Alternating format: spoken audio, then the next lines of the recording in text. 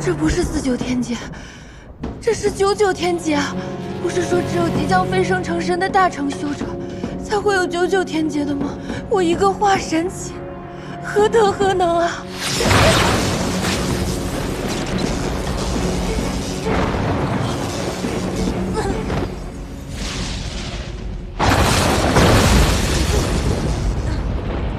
这里哪里是渡劫啊？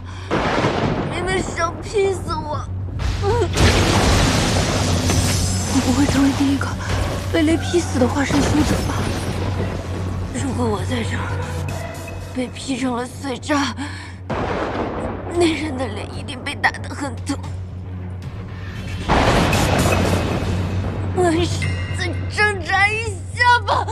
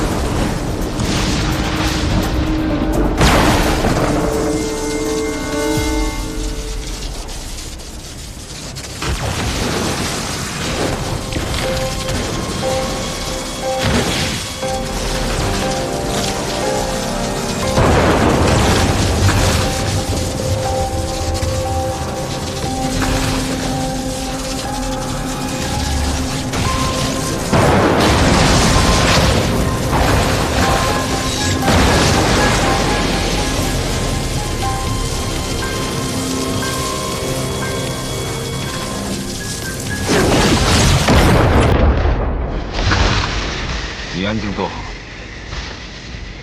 不会有事。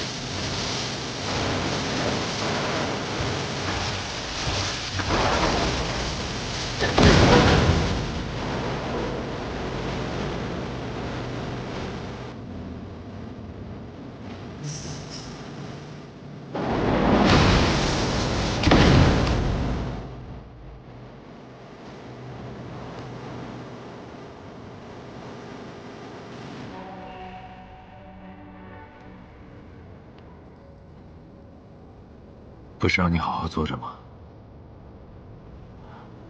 怎么不听话？司马娇，我心跳好快，不知道是刚才雷劫阵势太大，让我心有余悸，还是此刻的你太让人心动。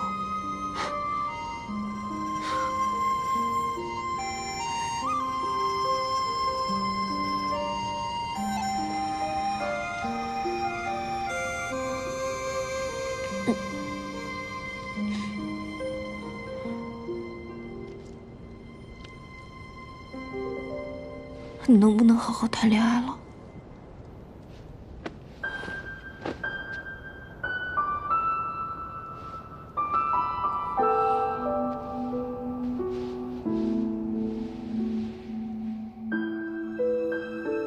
这么大的动静，会不会引起别人的注意？在这里渡雷劫，外面不会引起异响。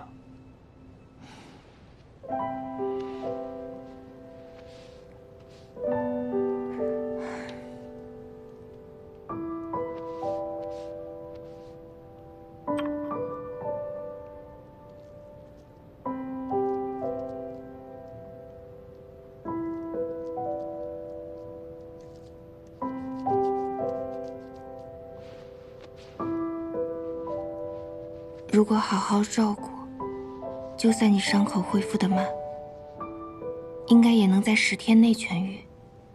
这是特地为我准备的。对啊，谁让你是我的小白脸？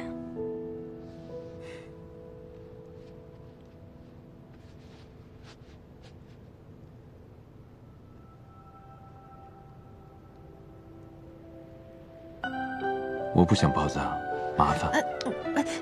不，刚上过药，不包扎的话，伤口很容易裂开。就包一天，包一天好不好？等伤口稍微长好一点，我们再拆。啊！哎，求求你了，我真的好担心呐。就包着嘛，我都用了你给我的璎珞项圈了，你也知道这是我的心意，你要是不用的话，岂不是白费了？求求你了。嗯。你以为我看不出来你在撒娇啊？那你看出来了有什么用？还不是挺受用的。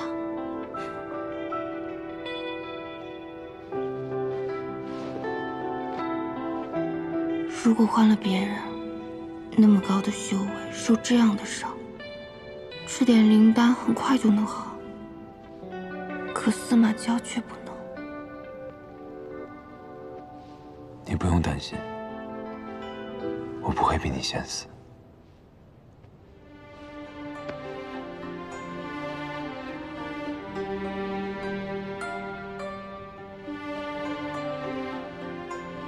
司马娇，你知不知道你身上有一股淡淡的血凝花的香味，气息像是从血液里溢出来的。是吗？这个世界上，是不是只有我才能闻到你的味道？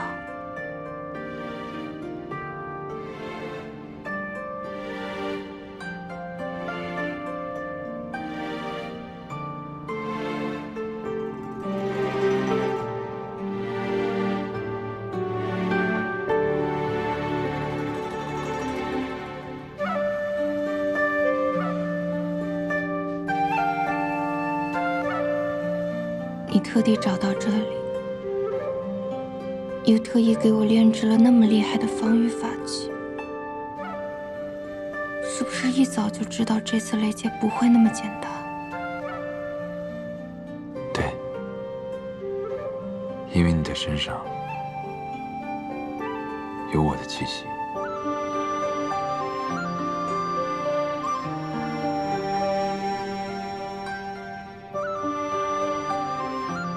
天道气运，容不下我司马氏。他想杀我，你身上沾染着我的气息，所以才会引来这9雷劫。我本来想趁你在渡劫的时候离你远些，或许你能侥幸避过。无奈着上天，连我的气息也不愿放过。这天道怎么那么可恶，还要祸及全家？怕了？怕我连累你？我当然不怕。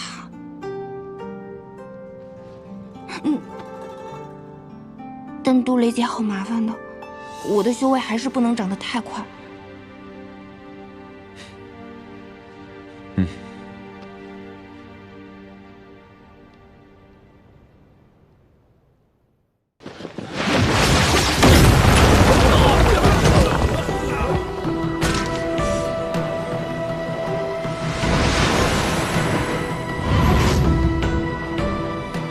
司马教。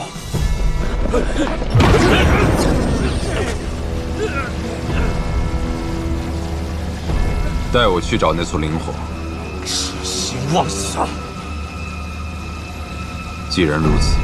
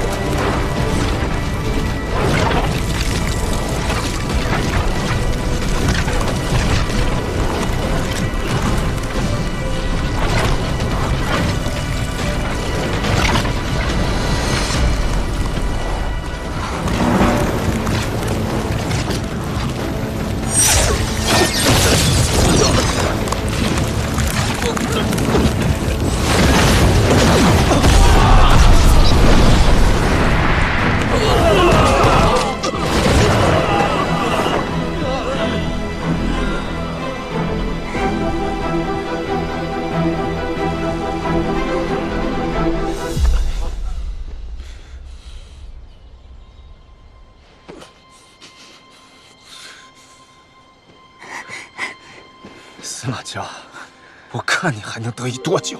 待我父亲找到这里，你必死无疑。这功臣仙府，必定是我们施家的。不能杀了你为雪儿报仇，是我唯一的遗憾。我做鬼都不会放过你的！你胡说八道什么？暗雪是施千缕杀的，跟我们师祖没有半点关系。绝对不可能！这一切都是司马教的错，这一切都是你的阴谋！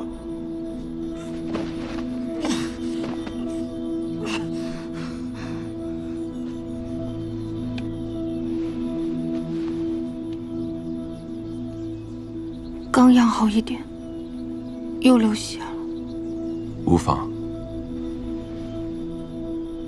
方才你做得很好，既然动手了，更应该练一练。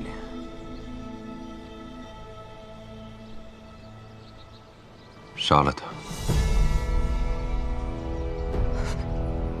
不要吧，我不要。司马江，你个卑鄙小人！你竟然让这魔域的贱妇来杀我！你以为你们可以长相厮守？找死！你的情必将受到这天道的斩断！不要！不要！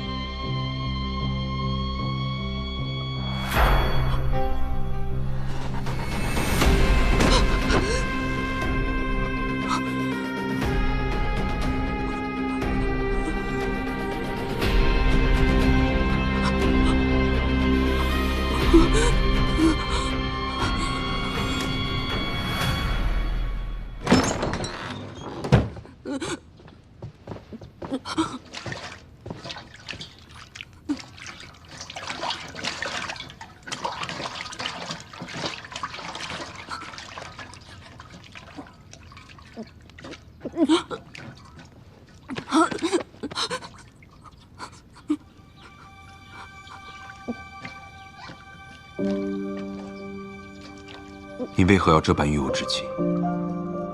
我说了你也不理解。我的确不解，那施真旭对我们心存杀意，又那般羞辱你，我才要你亲自动手。我知道你生在一个不杀人便会被人杀的环境中，我能理解你，但我也想坚持不到绝境不杀人，这不行吗？庭砚，我现在不想跟你说话。那你想如何？我从来没有阻止或者强迫过你做任何事，所以你不能这样对我。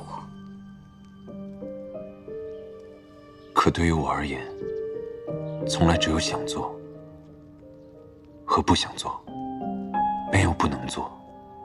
对我而言，杀人就是不能做的事。你可以不喜欢杀人，但不能不会，否则便是被人杀。总之，我不想杀人。现在我也不想看见你。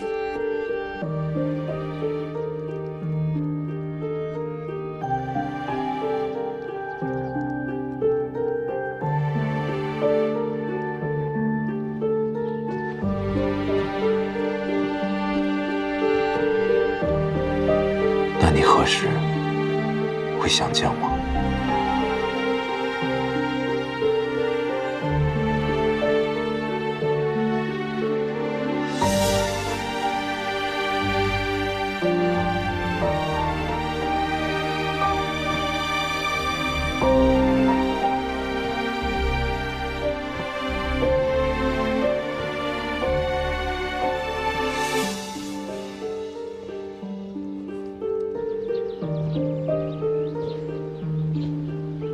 师祖，施真旭所行方向应是灵火之处。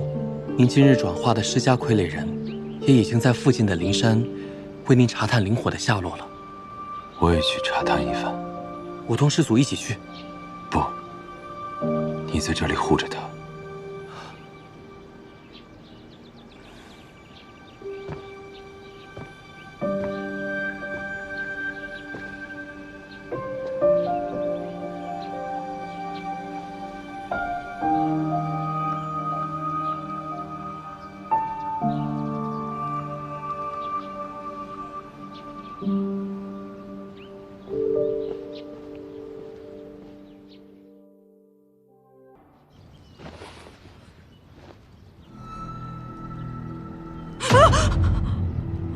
怎么会这样？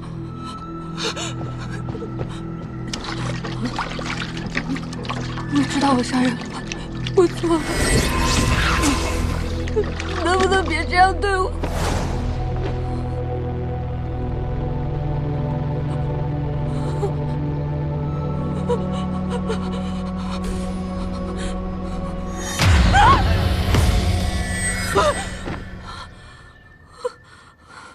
太吓人了，能不能别让我一遍遍想起来了？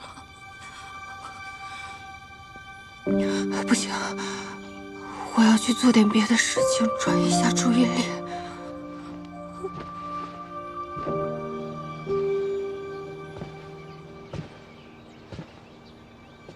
总之，我不想杀人，现在我也不想看见你。那你何时会想见我？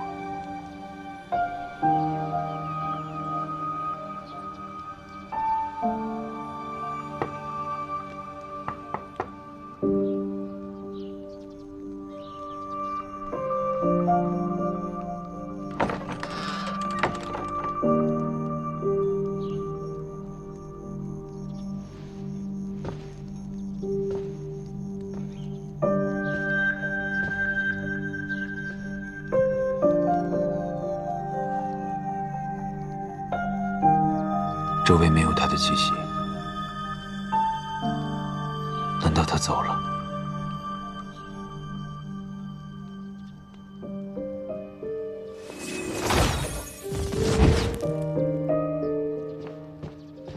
师祖，他去哪里了？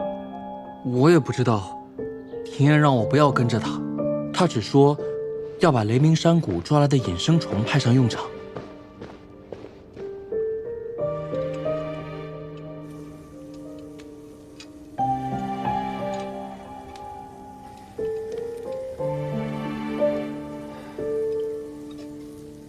闻起来这么香，我却一点都吃不下。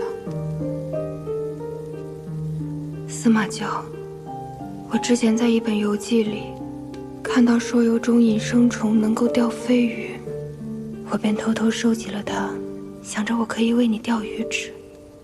那便一起尝尝。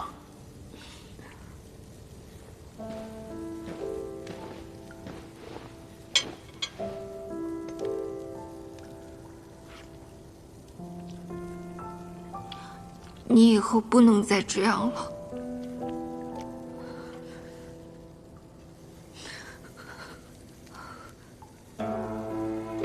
因为这样一件事情，一直与我置气吗？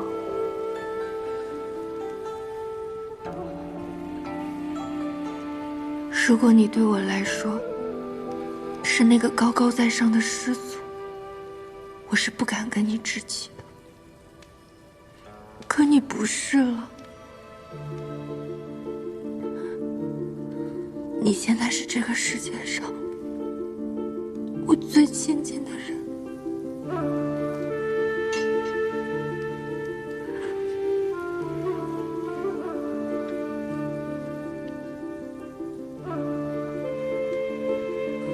你说的没错，我们在一起安宁的日子很是珍贵，我不该与你争吵的。这话说的我们好日子不多了一样。自然不是。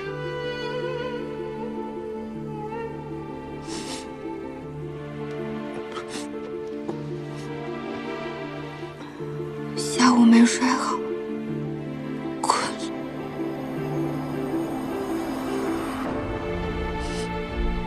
那便睡吧。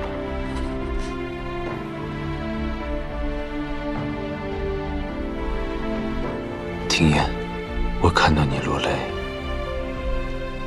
是我生平第一次感到后悔。我以后再也不会逼你做你不想做的事情。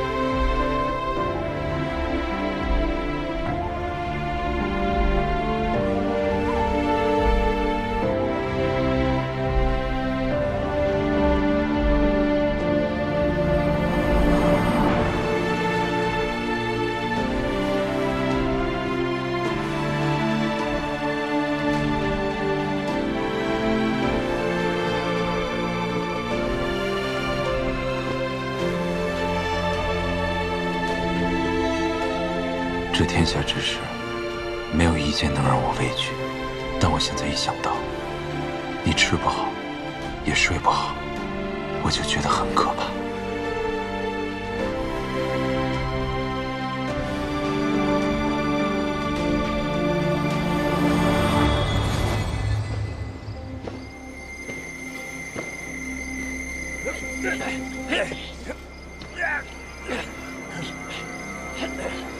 稳住！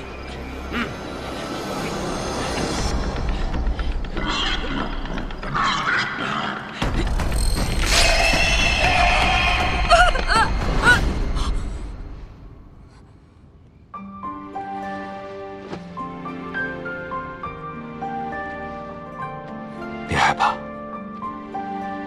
是梦。不是吗？这是我真实见过最恐怖的事情。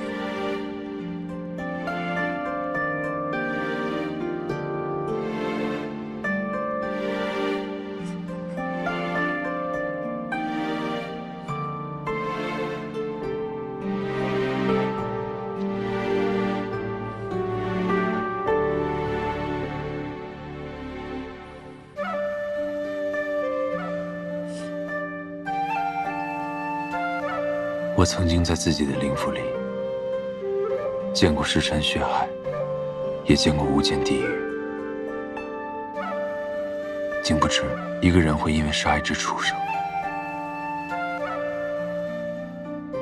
而遭受如此折磨。你拿我的害怕当开眼界了？自然不是。这是什么？枕着这个入睡，凡是做梦，都会是美梦。这么神奇？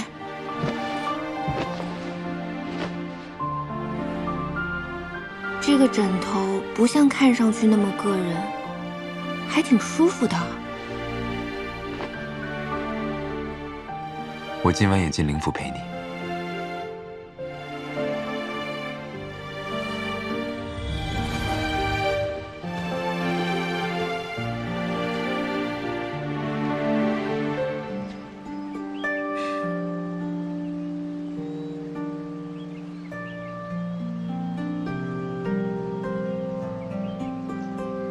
这是什么香味？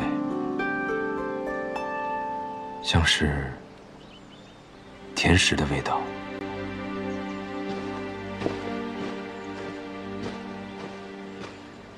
祝我生日快乐！祝我生日快乐！祝我生日快乐！祝我生日快乐！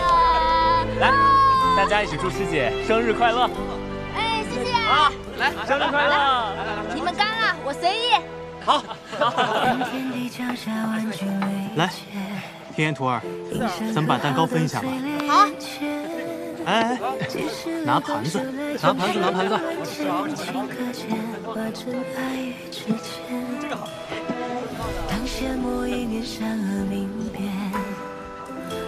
娇娇，快来呀，给你留了蛋糕。不见天明，偏与你缠绵。最爱万丈，如大雨滂沱天地间，风月醉烟。早安，娇娇。做了个好梦吗？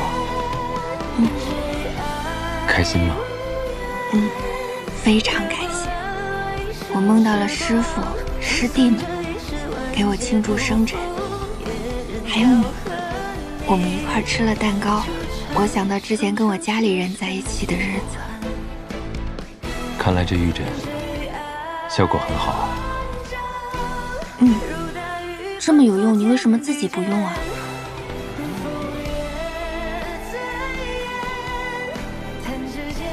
我拥有特殊的能力，所以相对来说，不少的法宝和灵药都对我无用。这只玉枕亦是如此。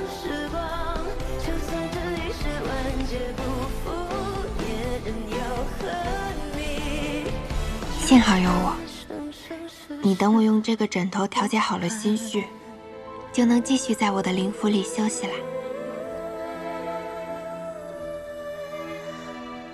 但是这上面为什么要雕一只野猪啊？野猪？这玉枕上刻的是梦墨，它能识梦。这是传说中的梦墨？区区梦墨，怎么还称得上传说呢？我没见过嘛。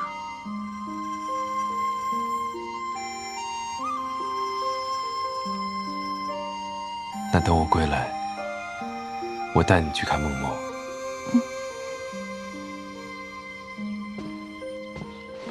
你今天有什么要事要忙吗？没错，去搞事业。我会吩咐念九在这里陪伴你，无论发生什么事情，都不要踏进内府中心半步。好。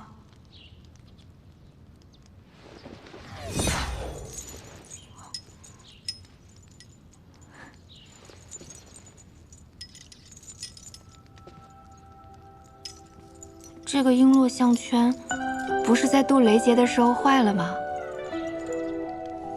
怎么还比之前漂亮了？我寻来了雷氏至心炼化塔。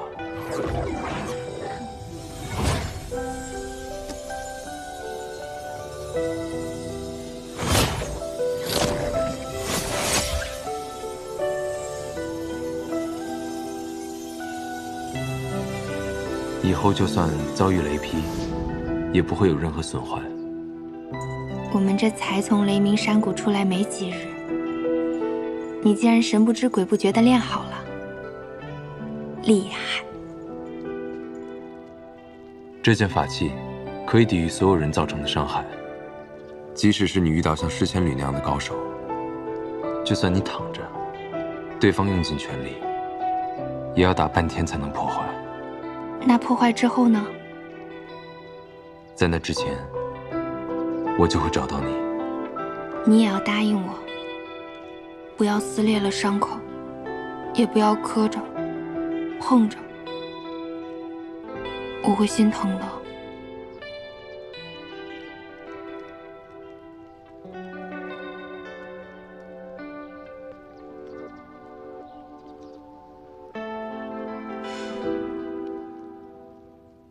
没人能伤得了我。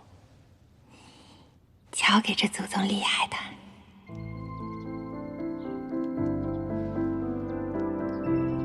啊？我是说，你最厉害了。你心里不是这样想的。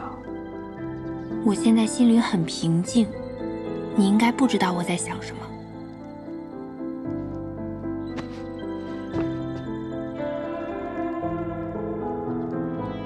我不用听，我能猜。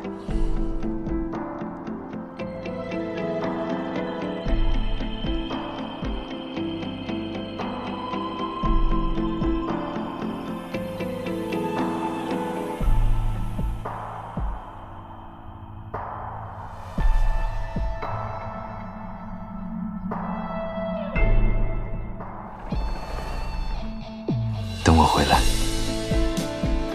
好，我等你。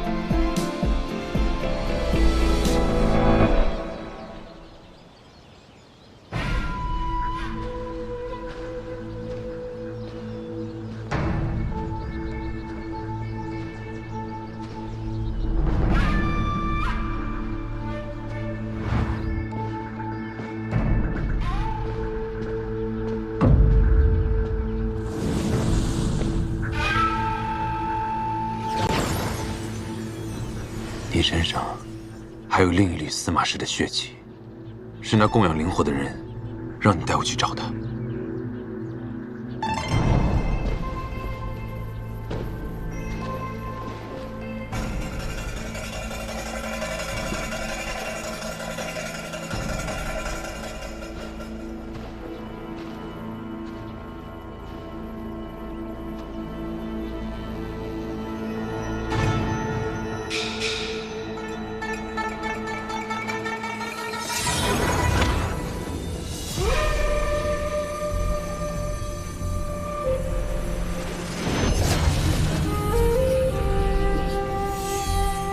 如此强大的结界，看来那灵火便在里面。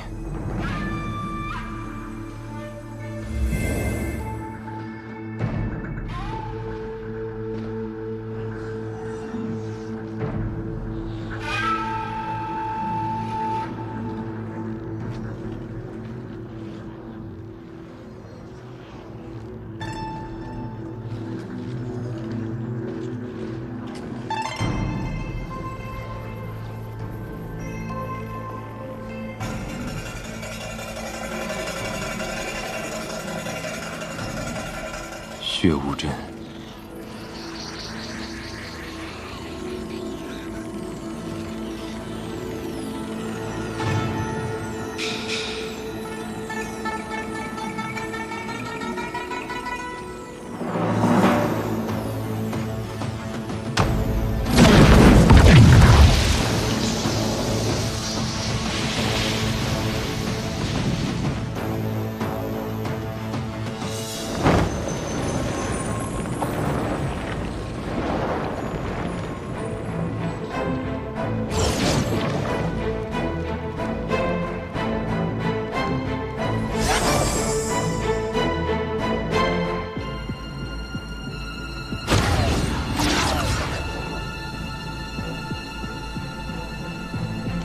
用凤山血脉浇灌出的血池。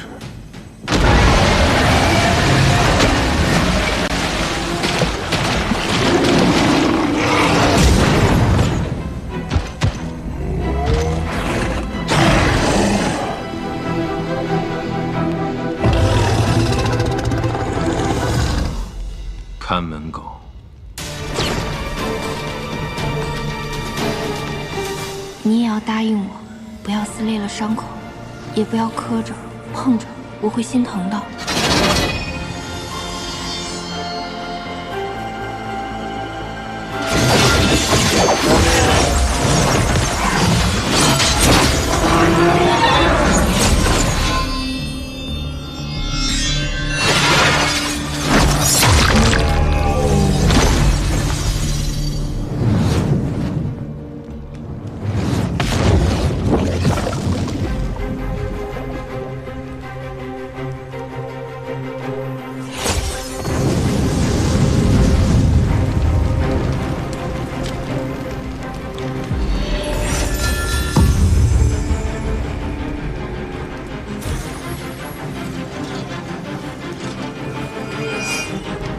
进来。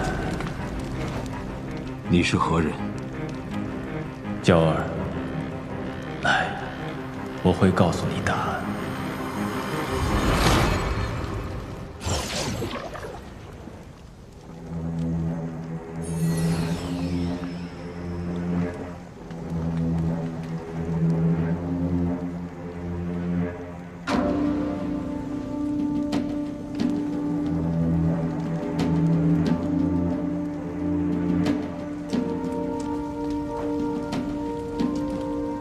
那次灵火果然在此处。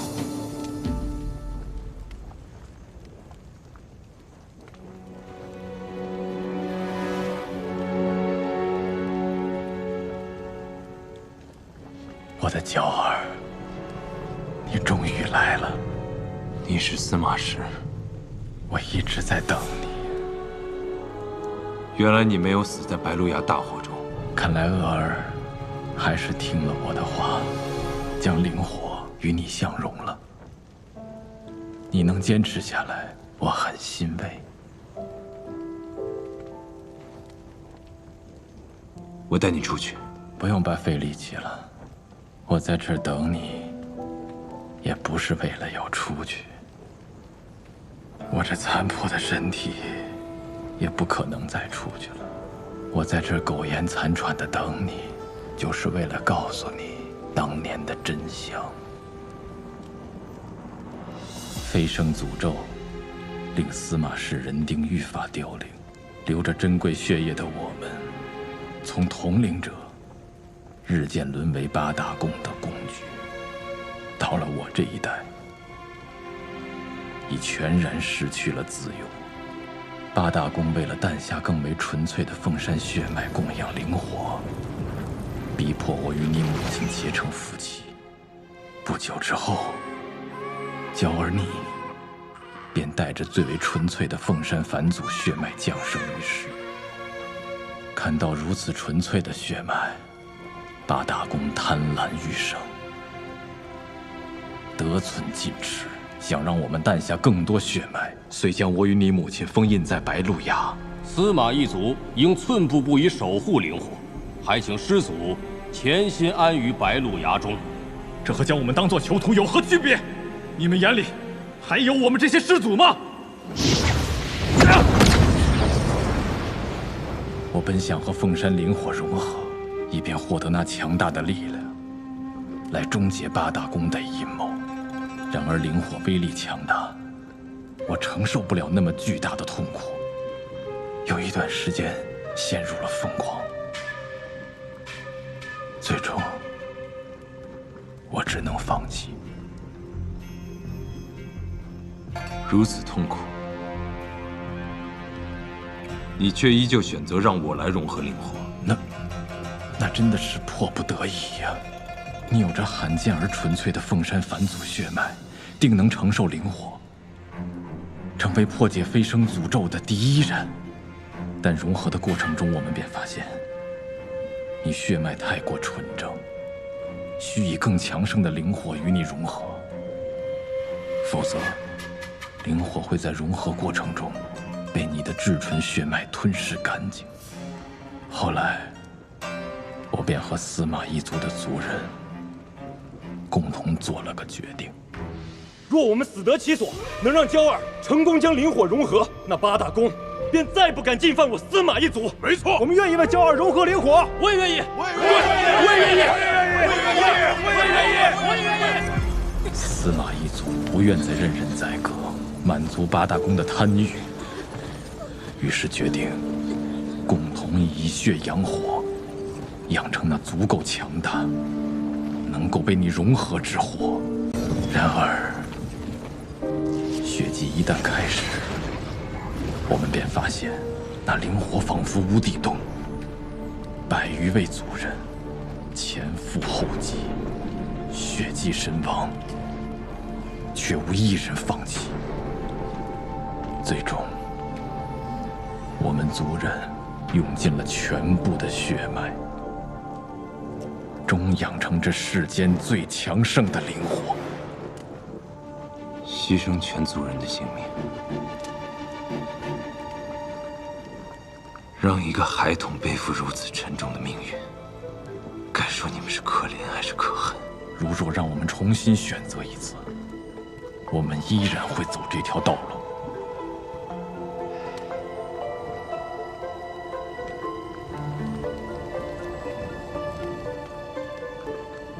那你又为何会在此处？我怕八大公发现了我们的计划，我便装疯放火，让他们以为我是发疯放火，杀了所有族人。而为你融合灵火的最后一步，便是需要你母亲为你炼化灵火。我本以为我们的计划便会在这一刻结束。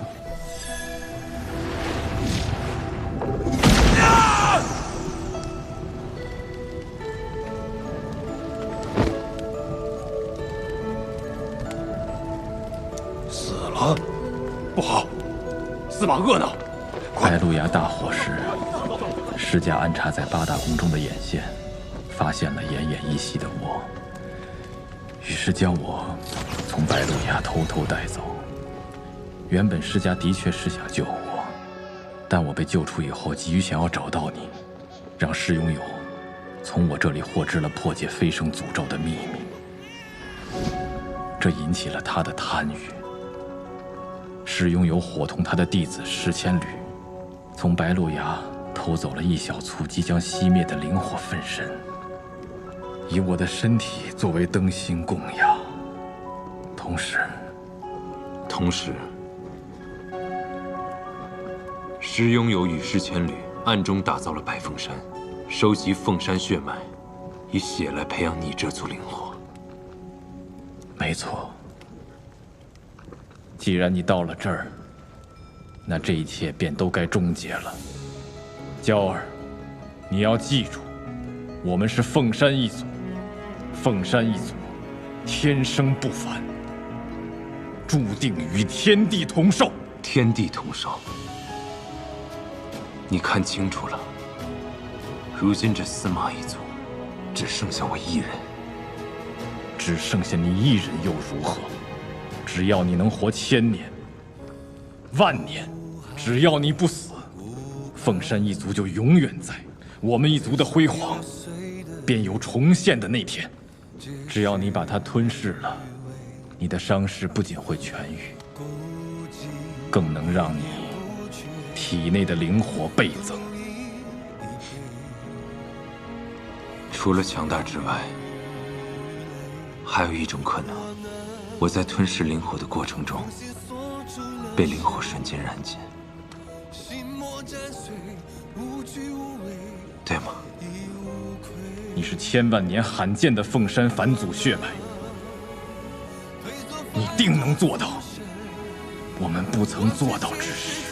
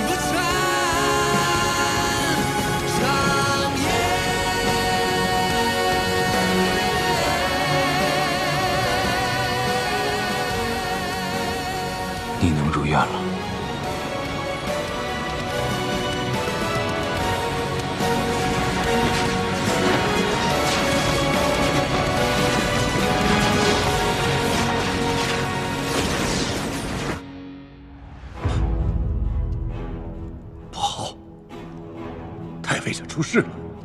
掌门，叶公主传信，已有廖廷彦下落。速热介入林，将廖廷彦绑去太玄峰，否则他因职攻族人，都要死。是。我感知到了，太尉社的灵火有异样，恐怕这司马娇已经找到了那里。我先行去查看，你速速通知各国公主前往太玄峰布阵。一旦这司马娇现身于太尉山，我便会利用廖廷彦，将他引去太玄峰。到时候，我们各国公主合力将他擒获。是。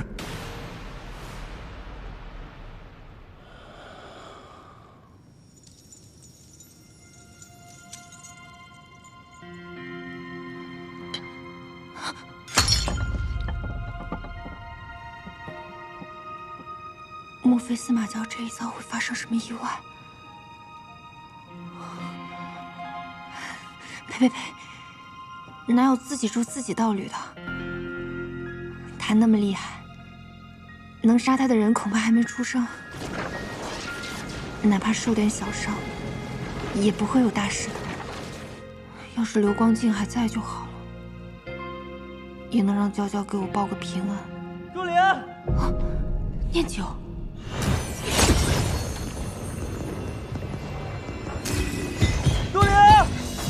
若莲，念九，廷烨，抓住他！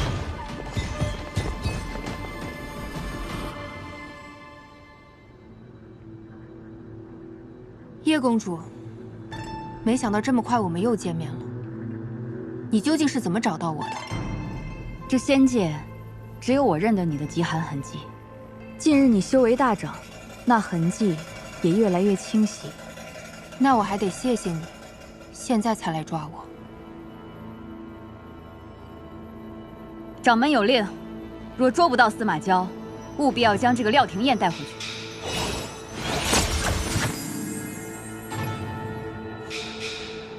廷烨，找死！叶公主，你究竟站在哪一边？你一个小小的弟子也敢质疑我？是掌门是让你们监视我，但没有让你们命令我。我做什么决定，无需向你们解释。还是快办正事。带走。走。你们放开他！廷烨，放我出去！朱灵，你快放了廷烨！朱灵！啊！我的灵火！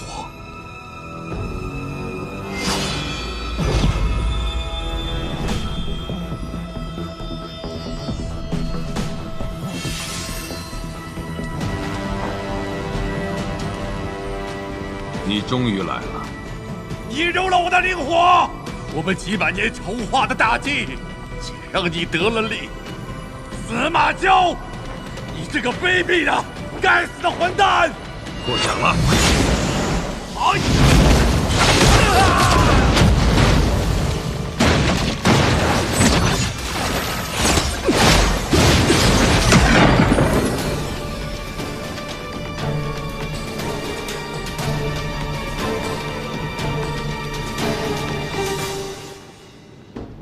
司马娇伤我女儿，让我饱受痛苦，我要让她也承受此痛。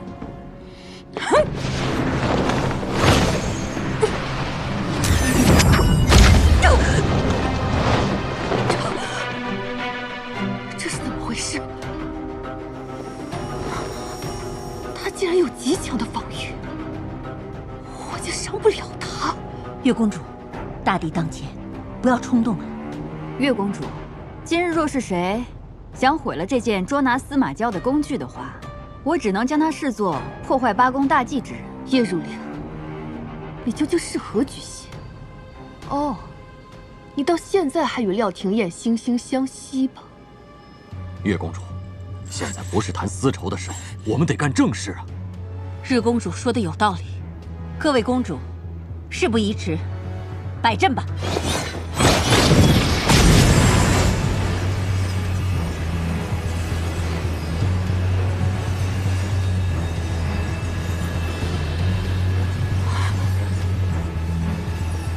还请立即通知师长们人已带到，让他速速将司马娇引至太玄峰。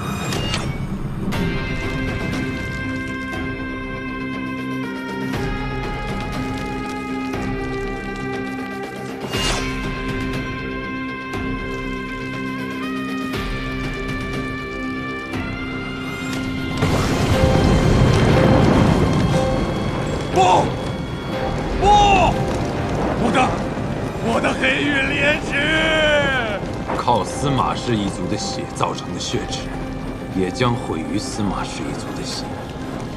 石千缕，这只是个开始。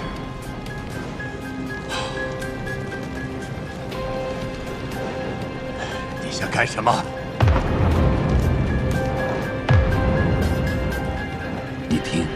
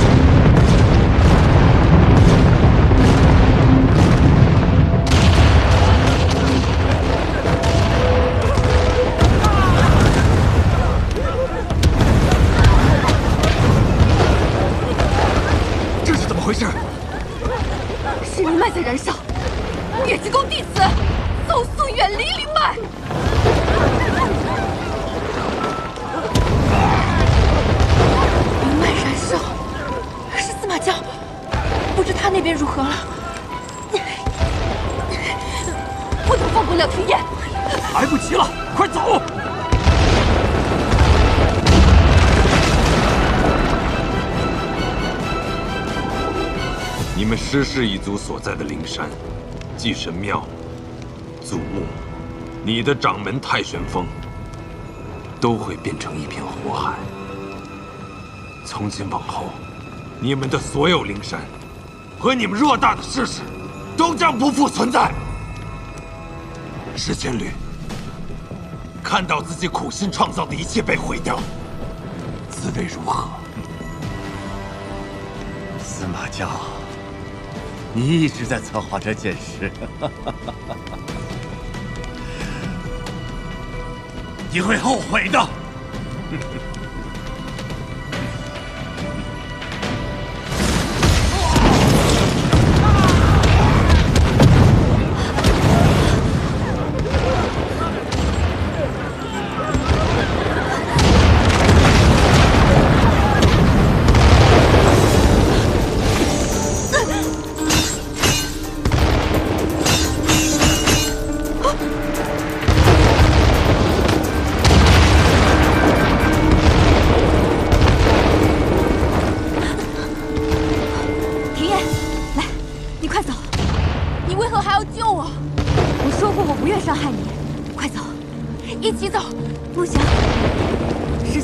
逼迫我，将我的族人逼来此处，我得和他们在一起。啊，小心！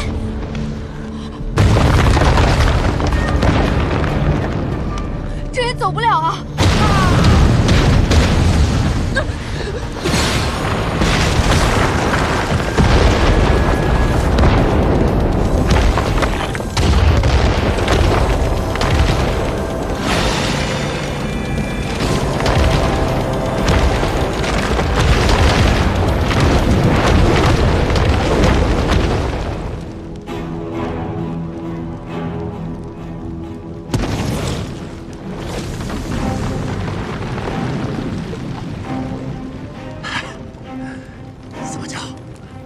你以为你赢了？但我告诉你，你带在身边的那个女人也在太玄峰。我们死，她也会陪着我们一起死。你说什么？你千算万算，没有算到你会亲手杀了你最在乎的人吧？此会如何？你狂妄至此，终得报也啊！哈哈哈哈哈哈！哈哈哈哈哈！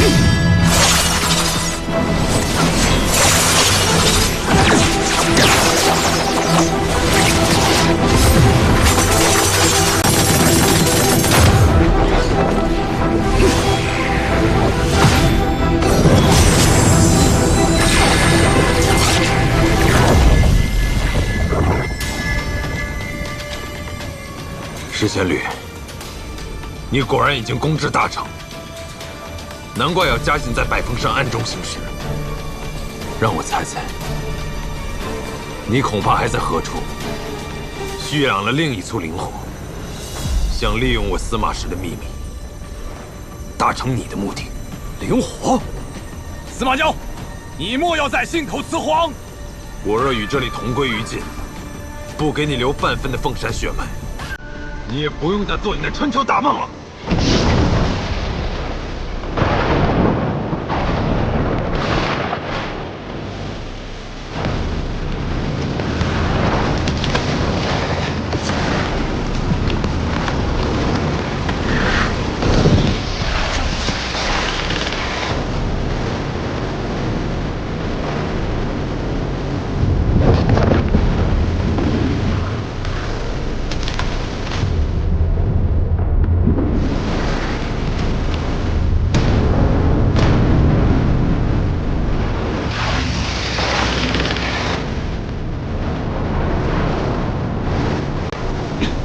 活出性命，和我们一起死！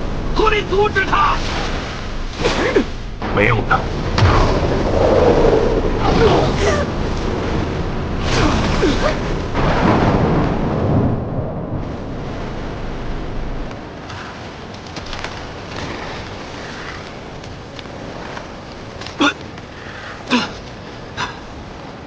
马家，你好像真的是强弩之末，身体快崩溃了。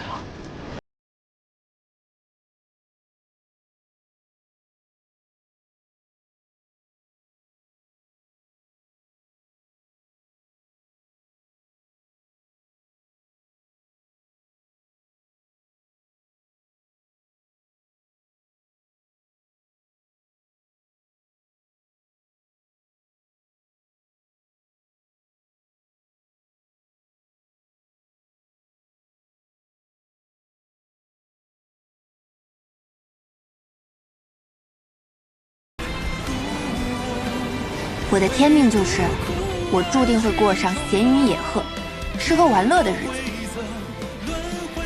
师宗，我不用给您陪葬了啊！你不想死？当然不想死。我对这天地已无留恋，而他却只想好好活着。算了。什么算了？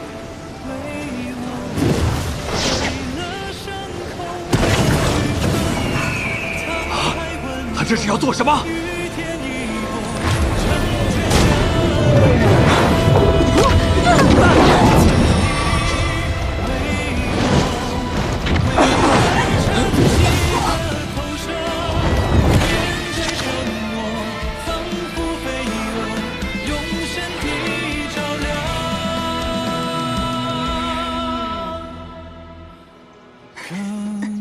师祖，走。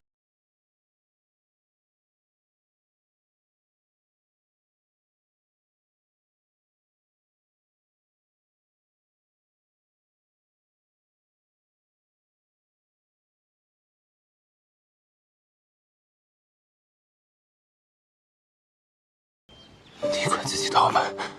你再撑一下，起来。你连逃都不会吗？起来，师祖，再撑一下。你要带我一起走？对。你是想死吗？不想。你带着我走就是找死。你没那么傻吧？这不是傻，你救了我那么多次，你振作一点。你告诉我逃到哪里比较安全？你快走！师祖，司马娇，司马娇，你快醒醒啊！司马娇，他脚上的是什么？怎么在发光？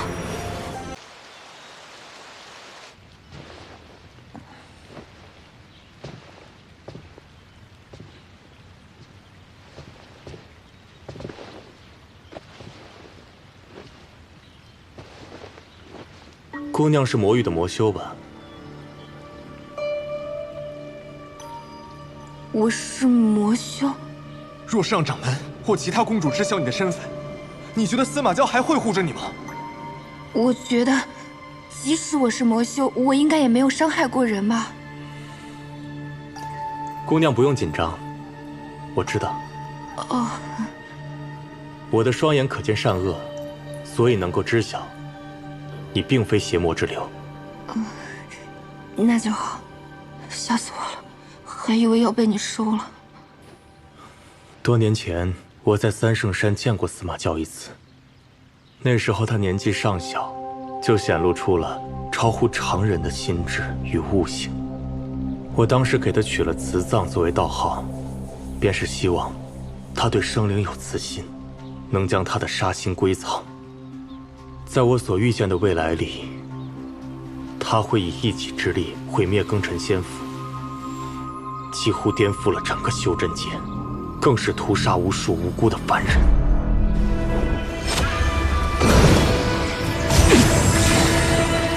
是我土变成胶原，是仙境沦为地狱，导致生灵涂炭，犯下滔天罪孽。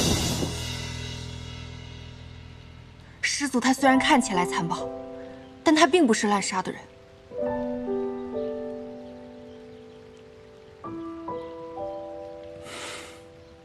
万事万物都不是绝对的，就算是死路，也会有一线生机。我在他满是血腥杀戮的未来里，窥见过一丝生机，所以我预言，他会等到一个转机，一个会改变他的人。那个人是谁？当年我在他身上留下了一枚念珠，意在镇压他身上的戾气，助他清心。但同时，他若起了杀意，便会感到痛苦难当。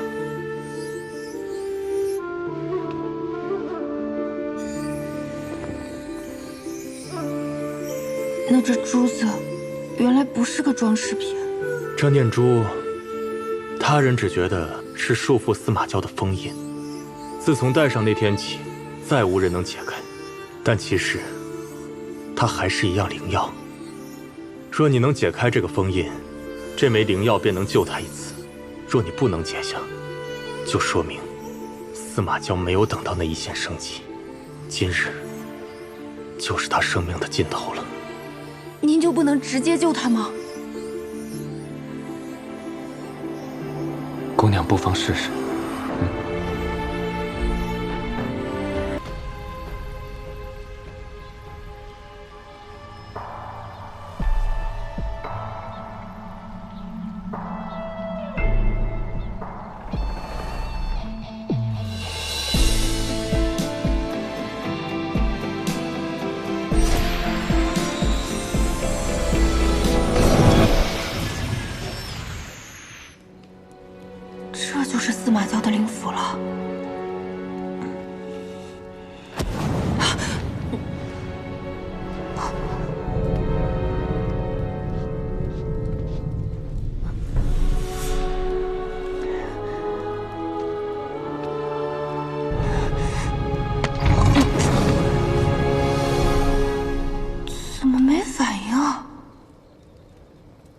难不成是神魂受伤太重，没有攻击性了？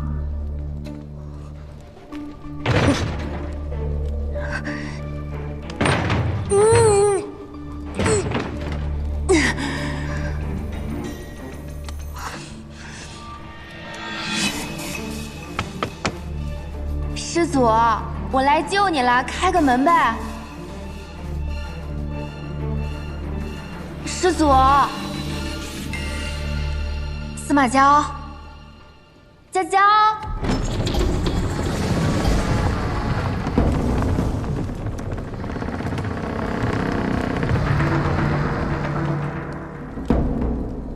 这么容易就开了？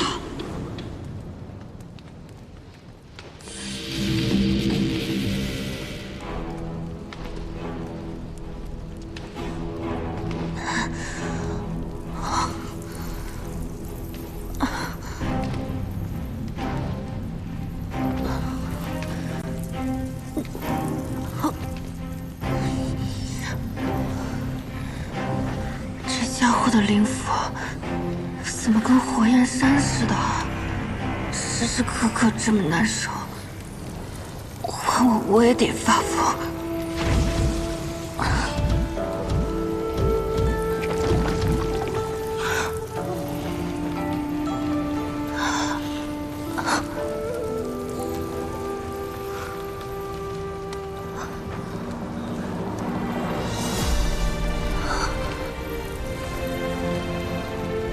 他将永生地活在灵火灼烧的痛苦之中，我不愿意他有这样的一生，不如就此结束凤山一族世代的悲剧。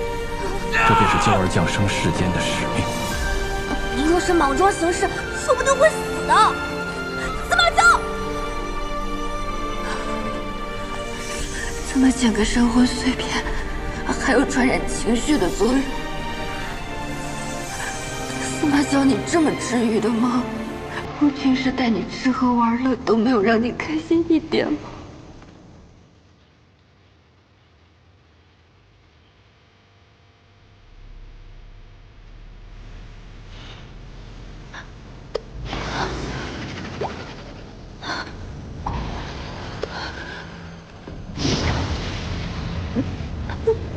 不要，不要，这是神魂内核。如果这个要是碎了，日久后彻底灰飞烟灭。不，停下，快停下！不要！我要怎么才能按住他？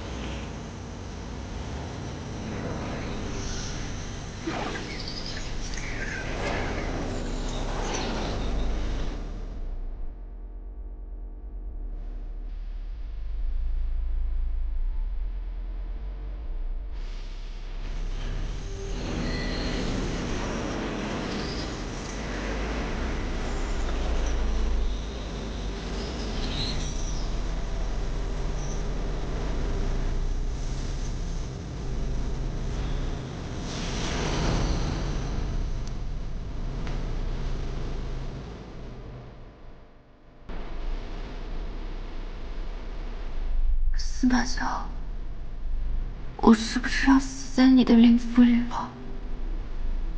我已经快忘了我是谁，却能清晰地感知到你所经历过的喜怒哀乐。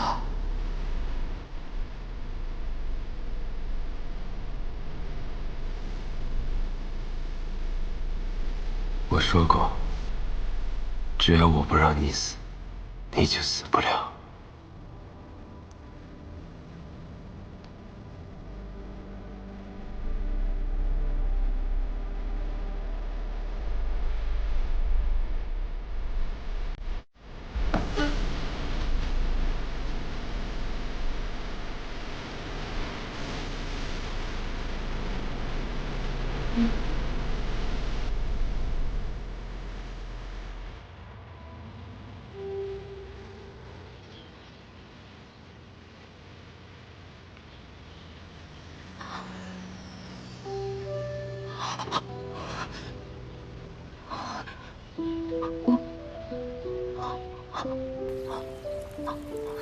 他醒来不会杀了我吧？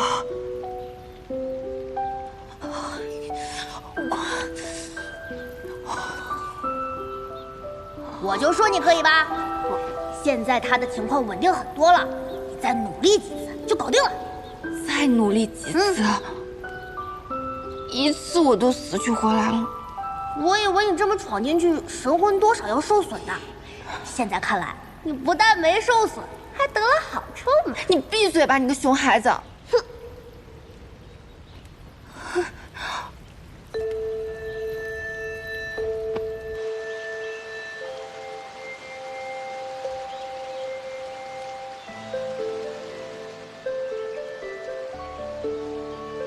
他不是喜欢你吗？说不定你能进去呢。师祖，我来救你了，开个门呗。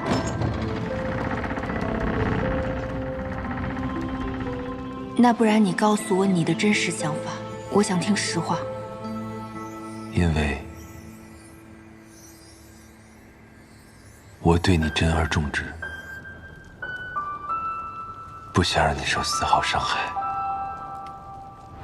他说不定有那么一点点喜欢我呢。哎呀，不，太膨胀了。人生3大错觉之一就是对方肯定喜欢我，10有8九都是自作多情。清醒一点，清醒一点。对方可是活了起码500岁的老祖宗，怎么可能喜欢我呢？就算你喜欢他，他也不会在意你那点喜欢。你区区一个筑基期的小修，跟我谈喜欢，你真可笑，日日挂念着情爱。怪不得你们那里的人修为毫无精进。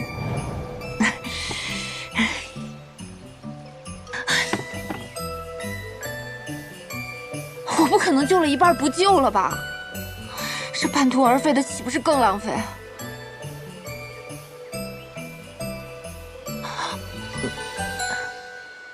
哎呦，我好人做到底，送佛送到西。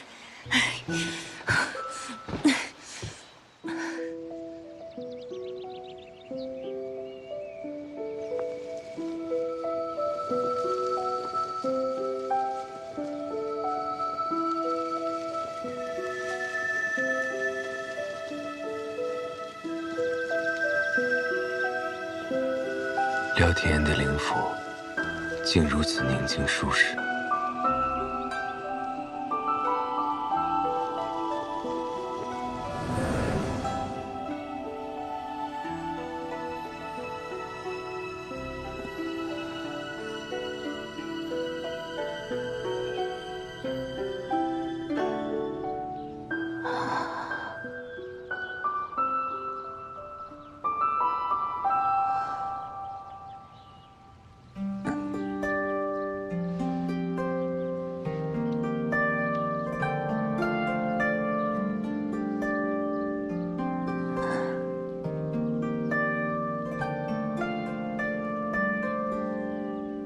我之前好像都没有怎么认真看过你的容貌，所有的印象好像都停留在第一次见面那一天。当时我旁边那个人的尸体倒下了，血溅到我的裙子跟手上，我冷汗都吓出来了。再后来，我看到你对抗越来越多的人，又渐渐了解到你那些不堪回首的过往。我遭受过的痛苦，都要一一讨回来。师祖，我们这是冲破封印了哈。没错。对你的害怕反而没有那么深了。到现在我已经完全不怕了，哪怕想着你醒来会对我发飙，说实话，我一点都不紧张。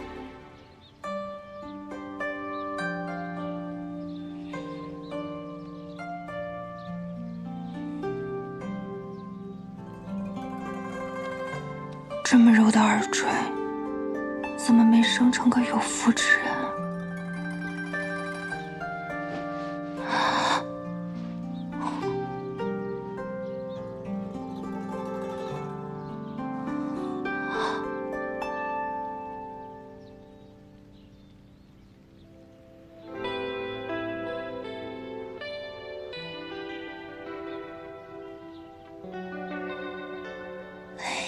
你醒了。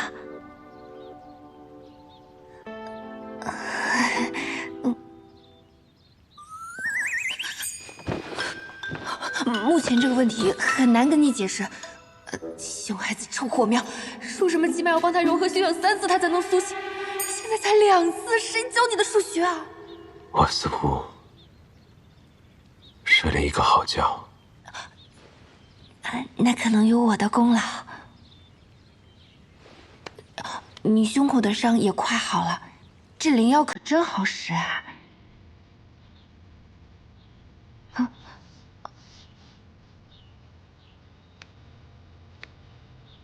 最好用的不是灵药。司马教这到底是什么情况啊？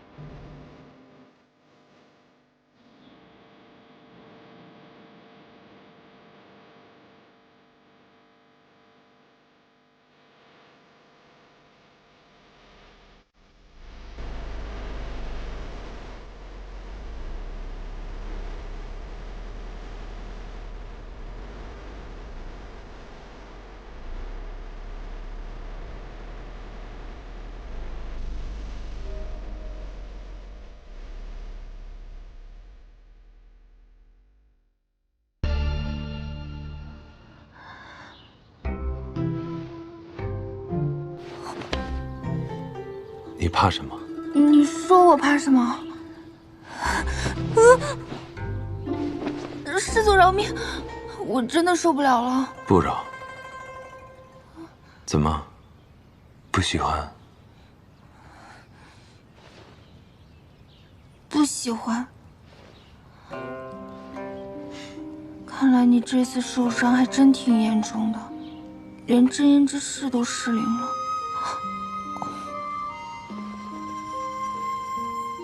你方才说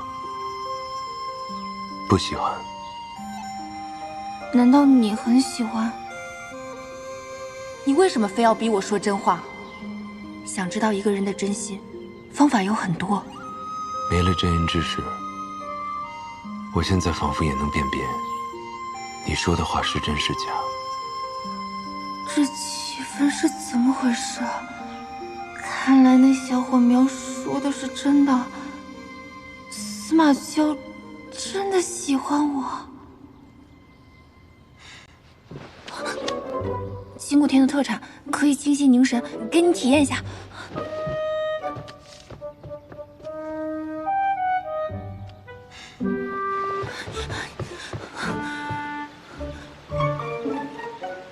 哪像刚受过重伤的样子？此地是那人幻化出来的灵境，再过半日，这里便会消散。哦，怪不得这天都不会黑的，也没有追兵。哦，对了，那个高人让我转告给你，说这个世间还有其他灵火存在，什么意思啊？恐怕是诗仙侣私自蓄养的那簇灵火，还未熄灭。诗千缕为何要饲养灵火？灵火不是你司马一族才能供养的吗？你可知晓，司马氏一族飞升成神之事？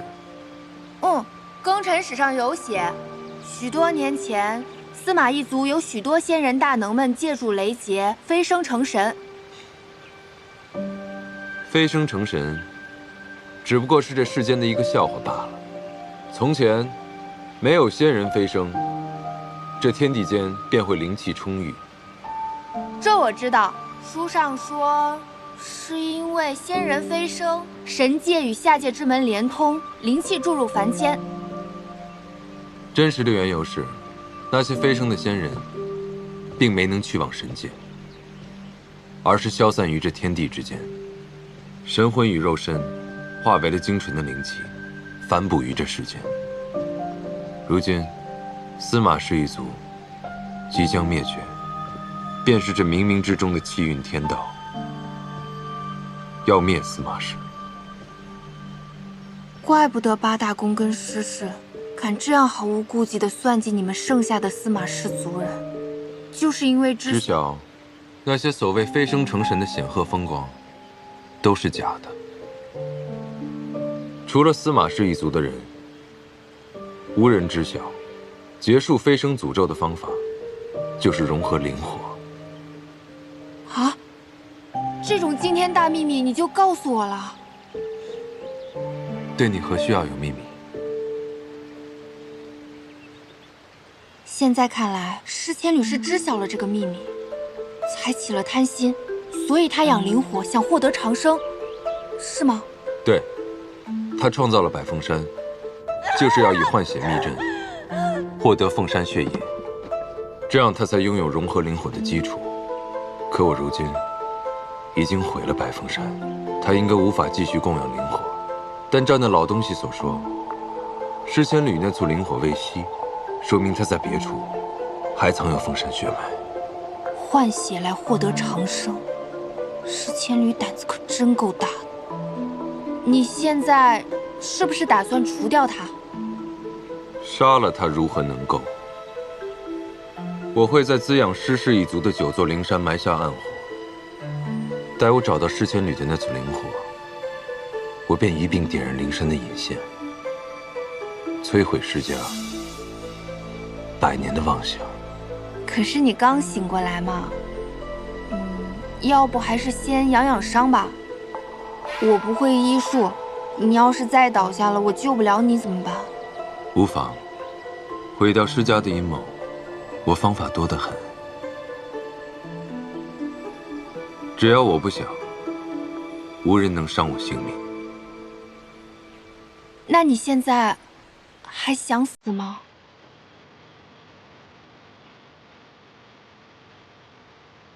你费那么大力气救我，我便活着吧。